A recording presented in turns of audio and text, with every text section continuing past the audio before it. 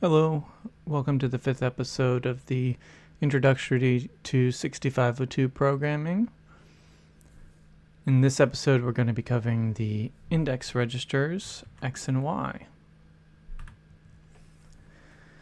So the index registers X and Y are two registers that are used for indirect access to memory.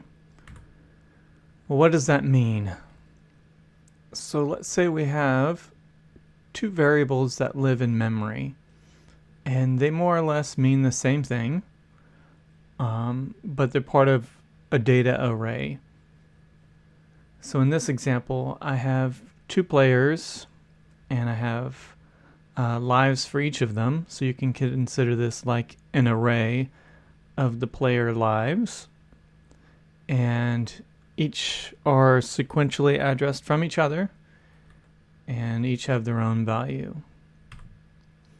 If we wrote something in C to loop through the player lives and reset them to 0, we'd write something like this. We have a for loop that starts at 0, that loops 2 times, and then it goes through players' lives using the index of I.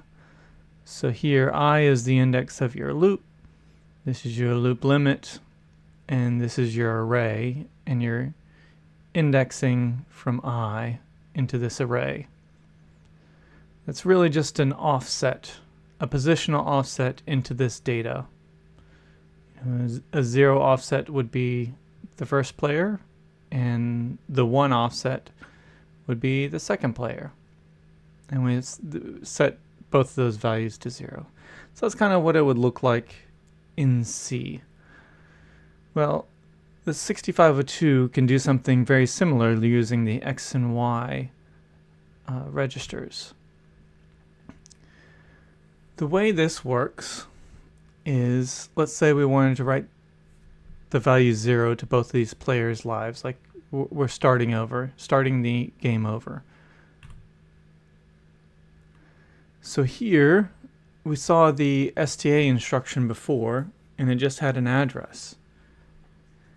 But instead, now we have this new instruction. It still says STA and it has the address, but it has a comma X on the end. And what that indicates to the assembler is that it's going to use this as a base address, not to the assembler, but to the ALU. It uses this as a base address, but it offsets it by the X register. So it adds X to this base address, and that's where it's going to store the accumulator value. So here, since X is 0 and the base address is 0, it's going to point to address 0 and write the accumulator value into that RAM location. If we increment or change the value of X to 1 and execute that same instruction, so we see this instruction is exactly the same, the base address is still 0, then a 0 is going to be written here into the second entry into the player lives array. Because remember, it takes the base address plus the X value, and that's the address that it writes to. So address 0 plus 1 is address 1. So it writes, or it stores the accumulator value there instead. So that's how the indirect accessing works with the X or Y register. And the Y is exactly the same. You would just put a Y here instead of the X. They just give you two different index registers to use. So like I said in the description, X and Y are nothing but offsets from a base address. Let's look at some instructions that are specific to X and Y that allow you to help manipulate some of your operations. The first is the TAX. So this is the transfer A to X, and it moves the value in the accumulator to the X register. So here we have AA in the accumulator and 00 in the X. If we run a TAX instruction, it would just move that AA into the X register. So the TAX instruction sets the negative bit and the 0 bit in the status register, like we talked about in a prior session, so that you can know if that value loaded was either negative or 0. Going the opposite direction, you have the TXA, which is transfer X to A, and as its name implies, it does the opposite, moves X to A. Same register bits are set, status register bits are set N and Z. TAY, no surprise here, transfer A to Y, and it moves the accumulator to the Y register. Same status bits, N and Z. TYA, same pattern, Y gets stored to A. Same status bits, N and Z are set. So those are all very similar. The next instruction is the loadx, the LDX instruction. And there's a couple variants of this that we'll cover.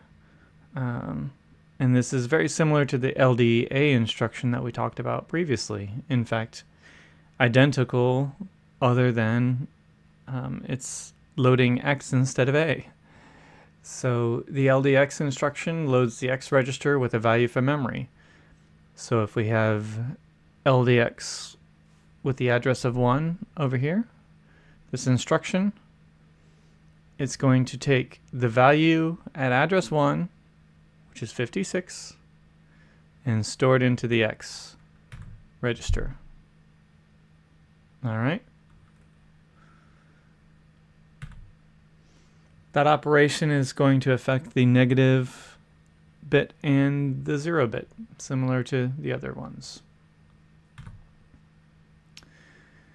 Just like the LDA instruction, there's a literal version instead of a memory-based version. So if you want to load a value, a fixed literal value, into the X register instead of copying a value from memory, then you can do that as well.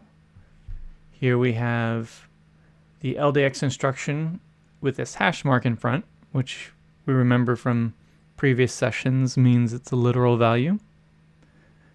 And the literal value we're going to write is hexadecimal 34. So this instruction will write hexadecimal 34 into the X register without having to store it somewhere in RAM first. This is going to affect the same status bits, negative and 0. LDY, load Y, exactly the same as LDX, except it loads the Y. Similarly, you can load a literal LDY with a literal value. I'm not going to show that here because it's just repeating all the same stuff. Negative and 0 bit status bits are set. Then going in the opposite direction, we have an STX, store X into memory. And that's going to put the value of the X register into some RAM location. And so that just looks like that, STX, and then the address of where you want the X register to be copied to. Very similar to the STA, except it's copying the X register instead of the A register. And there you go. Copies X into that address.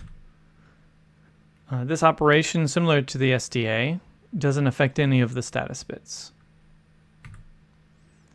STY, same thing as STX, except it stores the Y register into memory.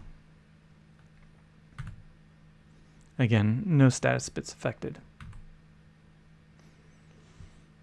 Okay, and then next we're going to look at some X and Y specific instructions used for manipulation of the X and Y registers. Because these are typically used for loops, there's a couple of instructions that are specifically designated to help with looping. So this first one is the NIX instruction, which is the increment x by 1. And all it does is increment the value of x by 1. Very, very intuitive. Just increases x by 1. Same status bits affected as most of the operations, the negative and 0. And then instead of giving a slide to all the other instructions, I've put them all just in one page. So on the last slide, we looked at increment x, the NX, increment x by 1. There's a y equivalent, increment y by 1. There's a decrement x by 1, and that's dex. So we'll decrease it by 1. There's a decrement y by 1. So subtract 1 from y. And then I've kind of lumped these two other instructions in here, even though they're not really about x and y, but they're the same behavior as all the other increment and decrement instructions. There's an inc instruction and a dec instruction where you can give an address, and it will increment or decrement that address by 1. And that's any variable in memory. So these previous 4 don't have any operands or arguments to those instructions. They're just in x and that's it, in y and that's it. Nothing else. The inc and the dec at the bottom would have inc and then the address that you want to increment, or dec and then the address that you want to decrement. For all of these instructions on this page, they all affect the negative bit and the 0 bit. So how these might be used for looping is, if you want to do a loop 2 times, you can set x to 2 and then decrement x, do your thing, then test to see if the status bit z is set, and if it isn't, do it again, decrement x, do your thing, and then test the z bit. Probably actually want to do it the other way, decrement at the end. That way none of your operations will affect the status bit. So do your thing, decrement x, check to see if the 0 is set, do your thing again, decrement x, see if 0 bit is set. And that's how you would loop using the decrement. Anyway, we'll cover that, I think, in later sections when we talk about conditionals and branching and those types of topics. But you can kind of see the idea of how you would either increment through a chunk of memory or decrement, depending on which way you want to go. All right, next up in the series will be a discussion about the stack. The stack is kind of an architectural element that I didn't cover in the computer architecture overview because it got very heavy very quick, and that section would have been very long. And I also wanted to get into a bit more of the 6502 specifics about the stack while I was discussing it. So appreciate you watching these. I hope they help, and have a great day.